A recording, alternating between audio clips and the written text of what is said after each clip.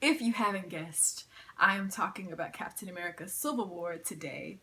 And I know I'm tardy to the party, but hey, all that matters is that I'm here now. It's Andrea. Welcome back to my channel. Thank you so much for stopping by. I saw Captain America just a couple days ago and I wrote a review for it at the andreachronicles.wordpress.com. You can check that out. But I still haven't gotten it out of my system. And so that meant, okay, get in front of a camera and talk some more about it.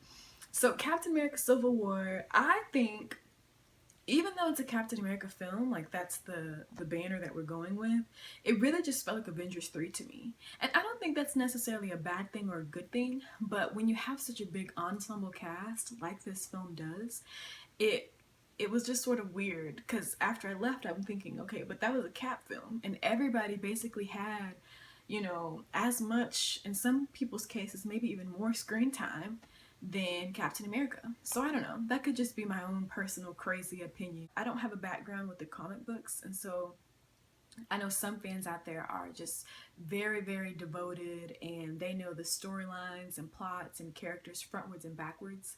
And so it probably wasn't a surprise for many of them to see Captain America and Iron Man fighting in the trailer.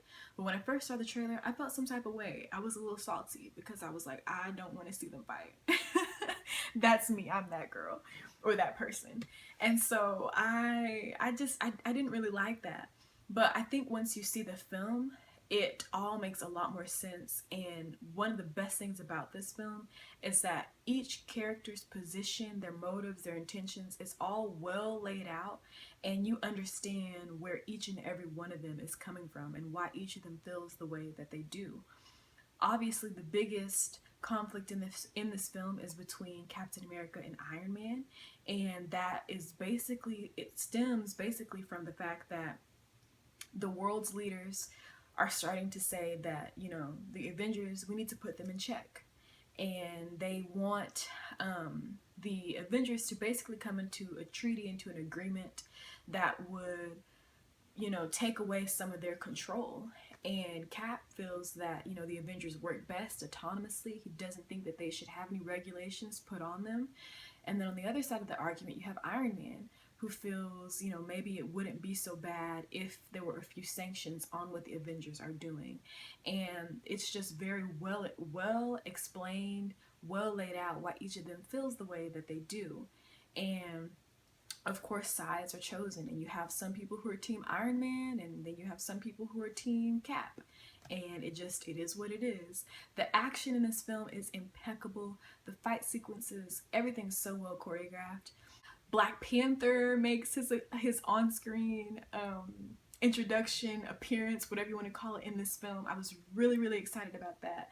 Chadwick Boseman is playing Black Panther, and his standalone film is coming in 2018. If you've watched any of my other videos, read any of my reviews, visited my blog, you probably know that I've been really looking forward to Black Panther.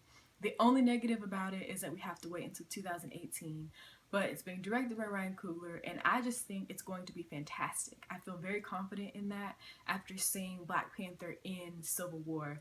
You get to really see him in action, see what drives him. Chadwick Boseman is a great actor. The costume's cool. I really enjoyed that. And I also liked Tom Holland's interpretation of Spider-Man, or Peter Parker, whatever you want to go with. And don't shoot me, but in my personal humble opinion, I kind of feel like Tom Holland is going to make me, anyway, I can't speak for everybody, but I think he's kind of going to make me forget about Tobey Maguire and Andrew Garfield as Spider-Man, because he's just that good. I feel like everything that I've always thought about Spider-Man and envisioned about him comes to life in this film, because he's youthful, he's a little, what's the word? He's a little obnoxious, he's very just youthful, and he's funny.